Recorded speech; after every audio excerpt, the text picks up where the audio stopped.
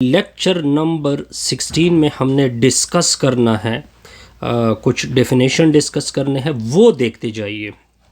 सबसे पहले एक डेफिनेशन आ रही है। ये डेफिनेशन किसकी है?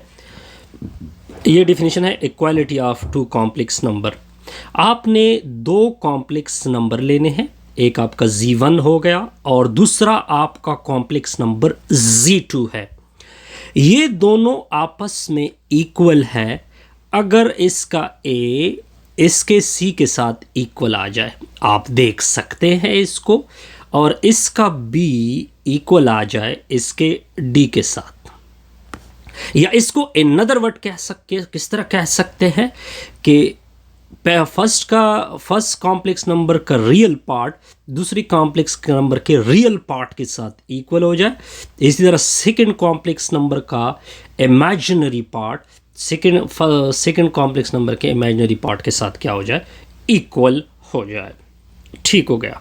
अब यहाँ पे आपको एक एग्जाम्पल गिवन है, इस एग्जाम्पल की सॉल्यूशन करते हैं। आपको गिवन क्या है? 3 + 2 आयोटा एंड 2 में है x + y आयोटा इक्वल है 5 + 12 आयोटा। दोनों अतराफ को किससे डिवाइड कर देंगे? 3 + 2 आयोटा से डिवाइड करते हैं। किससे डिवाइड करते हैं? 3 + 2 आयोटा। सर ये कैंसल, तो x + y आयोटा की वैल्यू 5 + 12 आयोटा, डिवीजन में क्या होगा? 3 + 2 आयोटा।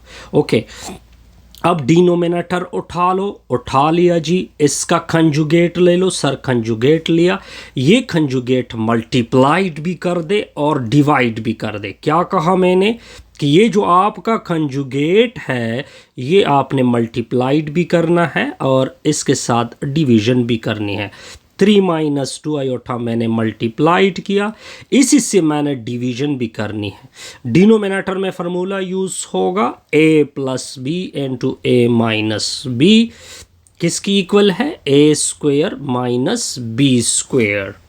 तो x + y आयोटा इक्वल होगा। अब देखिए ऊपर वाले आपस में मल्टीप्लाइड होंगे।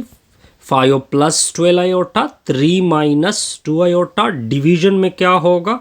3 + 2 आयोटा एंड 2 में क्या आएगा? 3 - 2 आयोटा। अब बस सिंपल सी कैलकुलेशन है जी। अब देखते जाइए, तो x + y आयोटा पहले 5 दोनों के साथ मल्टीप्लाइड हो गया जी। फिर +12 आयोटा दोनों के साथ मल्टीप्लाइड होगा। डिवीजन में फार्मूला यूज होगा 3 का स्क्वायर - 2 आयोटा का स्क्वायर।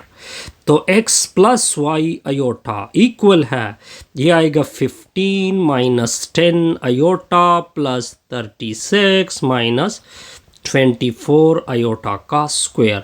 डिनोमिनेटर में क्या आएगा? 9 - 4 आयोटा का स्क्वायर।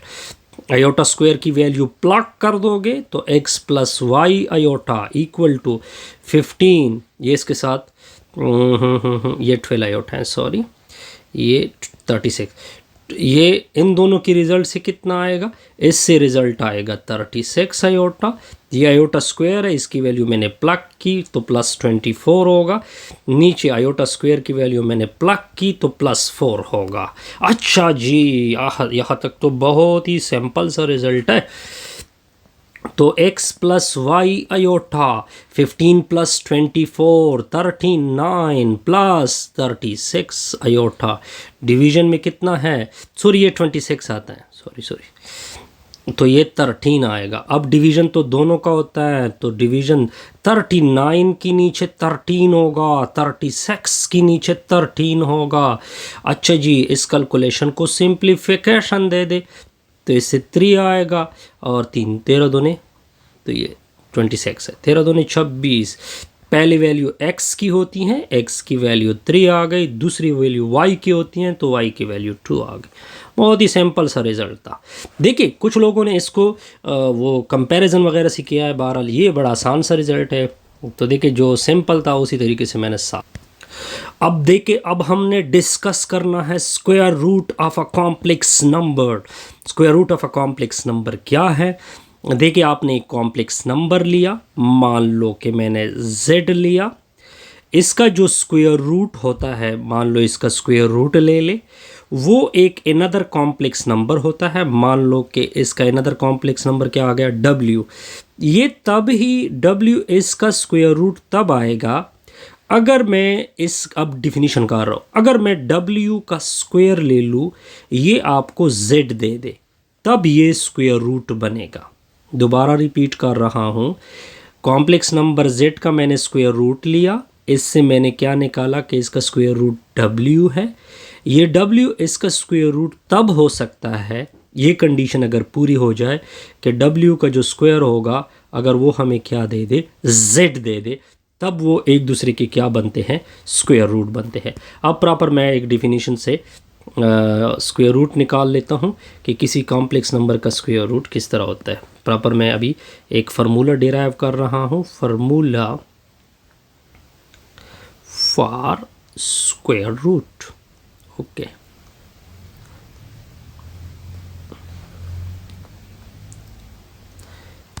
अब देखें, अब हम प्रॉपर स्क्वायर रूट निकालते हैं। हम लेते हैं कि एक कॉम्प्लेक्स नंबर लेते हैं z equal to x plus y iota, यहाँ तक ओके। मान लो कि w जो है वो स्क्वायर रूट है, किसका स्क्वायर रूट है, z का, यहाँ तक ओके। जब ये, इसका मतलब ये बना कि z का स्क्वायर रूट क्या निकलता है, w, इसका ये मीनिंग होता है ना। और w की वैल्यू मैं क्या कंसीडर कर लेता हूँ, p प्लस q आयोटा। अब हमारा टारगेट है कि p फाइंड हो जाए और q फाइंड हो जाए। तो हमारे पास रिजल्ट क्या है, z square root equal to w, z की वैल्यू प्लग कर दे x प्लस वाई आयोटा, और w की वैल्यू प्लग कर दे p प्लस q आयोटा। दोनों अतराफ का स्क्वायर ले ले, दोनों अतराफ का स्क्वायर ले ले, स्क्वायर और root cancel, x plus y iota. Formula use कर दे, p का स्क्वायर q का आयोटा का होल स्क्वायर, 2 पहला ज़रबे दूसरा, ठीक होगा, ये आयोटा इसके साथ नहीं है।